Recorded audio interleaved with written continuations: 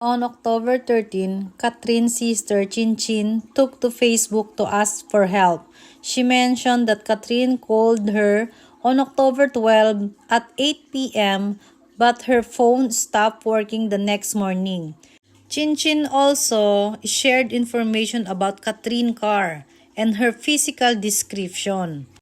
Then, a reaction to the statement of the two witnesses, Catherine's sister posted a video of her in post. Kung anuman ang sitwasyon, sana makita ka na at maiuwi ka na sa atin. Mahal na mahal kita. At isang bagong update ang inihayag ng PNP hinggil sa kaso ng pagkawala ng beauty queen na si Catherine Camilon. Ito ay kasunod ng pagka-recover ng pulang SUV na konektado sa pagkawala ni Camilon noong October 12.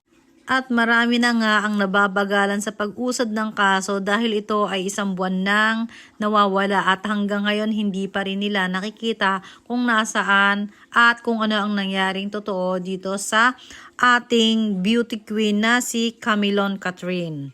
Ayon nga daw sa mismong detalye ng testimonya ng mga saksi, inihayag nila na sila ay huminto sa isang bakanting lote upang umihi.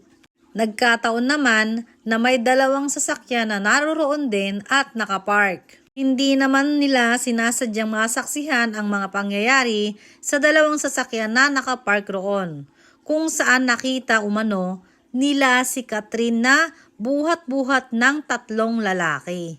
Duguan umano ang ulo nito, laylay ang mga braso at ulo nang ilipat sa isang SUV bicycle na mula daw sa sasakyan nito na Nissan. Bukod sa tatlong lalaki, may isa pa umanong lalaki na naroroon kung saan umano ito ang siyang nagmamando sa tatlong lalaki na nagbubuhat sa biktima. Nilapitan pa umano sila nitong nagsasabing tila leader ng grupo na tinutukan ng armas at sinabihan na lumayo agad. Natakot umano ang dalawang saksi kaya umabot pa sa 1 linggo bago sila lumutang at nagsalita.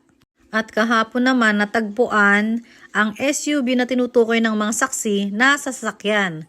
Pinagpalitan ng katawan ng beauty queen. Nakita ito sa isang bakanting lote, Sitio Ilaya, Barangay Dumug Light, Batangas City. Inaasahan nga ng mga nakakarami at mga netizens na talagang sumusubaybay dito sa kasong ito na sana ay wag naman daw matulad sa ibang mga kaso na talagang tumagal at wala nang nangyari at walang nakitang hustisya. At ang ating ngang si Herlyn Budol is nanawagan na rin na sana magtulong-tulong ang lahat kung sino man ang nakakaalam o may alam is magsalita na para malutas ang kasong ito. And gusto ko lang sabihin na sana next time, wag nyong hahayaan yung sarili nyo na mapunta sa gantong sitwasyon. So kung alam nyong may mali na, ilalagay nyo na yung sarili nyo dun sa safe. So sana mag-ingat ang mga kababaihan natin kasi nakakalungkot ito. This is France TV Channel. Thanks for watching.